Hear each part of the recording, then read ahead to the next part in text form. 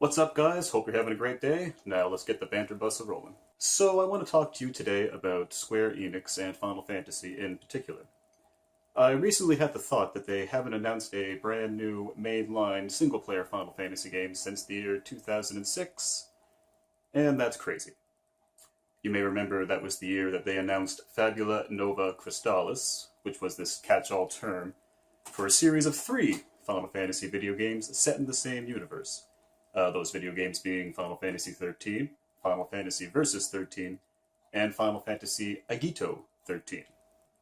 Now we got Final Fantasy XIII in 2010 in the West, Final Fantasy Agito 13 eventually morphed into Final Fantasy Type 0, which we got here in the West in 2015, and of course Final Fantasy Versus 13 became Final Fantasy 15 as unveiled at Square's E3 press conference in 2013. And that was, of course, eventually released in 2016. So, a full decade after they were announced, we finally got all the games we were promised in the long ago time of flip phones and wired internet connections. That was 2006.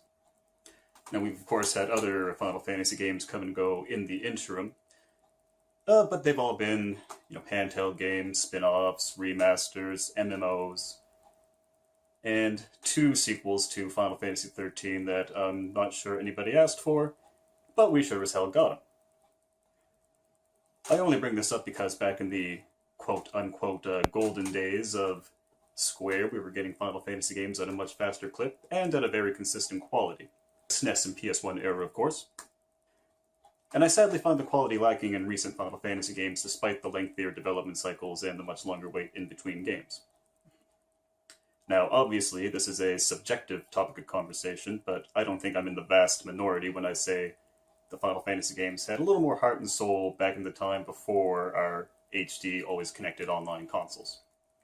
Square Enix seems to think now that Final Fantasy games should be very graphically pretty first, and if characters or story should suffer as a result of that, perhaps we'll all be too distracted by the shiny graphics to notice. Now, I don't know when turn-based combat became such a dirty thing to say in relation to JRPGs, but Square Enix seems quite content to keep it out of its main games and relegate it to its more side projects, if you will. Persona 5 says hello, by the way. And back to the topic at hand, I just have to wonder now that Final Fantasy 15 is out, I would like to know when perhaps we could expect to hear word about Final Fantasy 16. Between all the ports and the spin-offs of Final Fantasy 15 they are still working on, and the Final Fantasy 7 remake, which we will hopefully see sometime in the far-flung future, it could be a wait. And remember, it's already been 11 years since they announced a brand new single-player Final Fantasy game.